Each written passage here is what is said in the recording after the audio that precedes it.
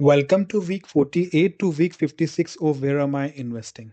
Yes, I have been irregular for a few weeks, actually 8 weeks behind. But instead of skipping anything, I am putting all in one update. So let's dive into full 8-week performance snapshot. Over the past 55 weeks, I have invested in 5 mutual funds: Motilal Oswal Mid Cap Fund, Bandhan Small Cap Fund, HDFC Focused 30 Fund, Parag Parikh Flexi Cap Fund, and Invesco India Mid Cap Fund. Let's take a quick look at how they are performing. Motilal Oswal Mid Cap Fund is up 0% with a CAGR of 0%. Bandhan Small Cap Fund is up 6% with a CAGR of 9%. HDFC Focus 30 Fund is up 16% with a CAGR of 25%. Parag Parikh Flexi Cap Fund is up 13% with a CAGR of 20%.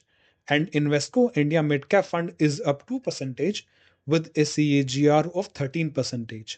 My overall portfolio is up 4% with a CAGR of 7%.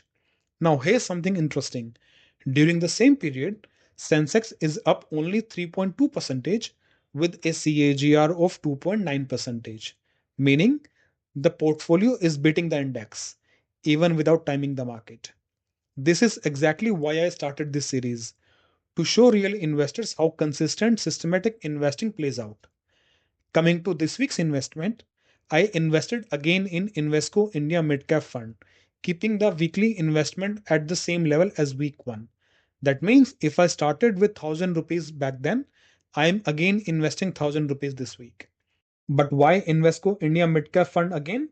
That's because midcaps have been quietly strengthening after months of volatility, and Invesco India Midcaps portfolio is positioned towards quality midcap businesses.